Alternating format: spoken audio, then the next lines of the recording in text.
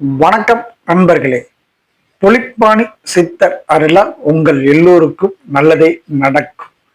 சதய நட்சத்திரம், அதாவது சதயம் என்றாலே 100 என்று அர்த்தம். அப்படி வான்வெளியில 100 நட்சத்திர கூட்ட அமைப்புகளை கொண்டதுதான் இந்த சதய நட்சத்திரம்.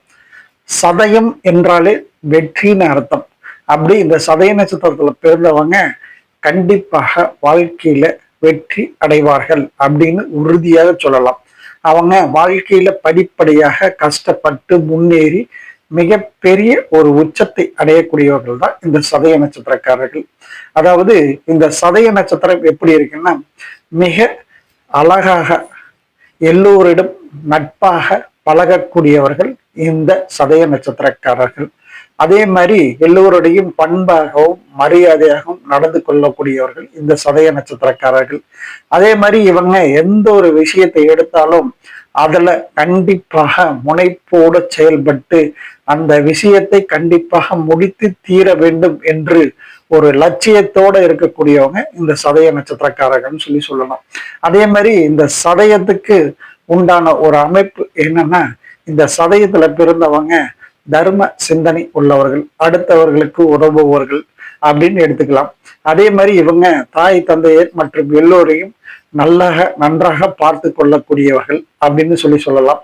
இந்த சதயத்துக்கு ஒரு மைனஸ் என்னன்னா, இவங்க சில நேரங்கள்ல மற்றவர்கள் பேச்சை கேட்கக்கூடாது. தன்னோட முடிவை டிசிஷனை எப்பயுமே எடுத்து செய்யணும்.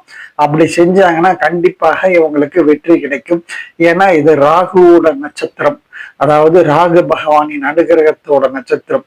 இந்த நட்சத்திரம் பாத்தீங்கன்னா, சதயம் என்றாலும் பிரம்மாண்டம் என்ற அர்த்தம். அதாவது ராகு பகவான் எப்போதும் ஒரு பிரம்மாண்டத்தை உருவாக்கக்கூடியவர், அதாவது மேலும் மேலும் வெற்றியை கொடுக்கக்கூடியவர். அப்படி இந்த ராகு பகவானின் அனுகிரகத்தில் பிறந்தவர்கள் நீங்கள் ராகு போல் கொடுப்பார் இல்லை என்று சொல்லுவார்கள். அப்படி அந்த ராகுபுரத்தில் பிறந்த நீங்கள் மிகப்பெரிய அளவில் வெற்றி பெறுவீர்கள்.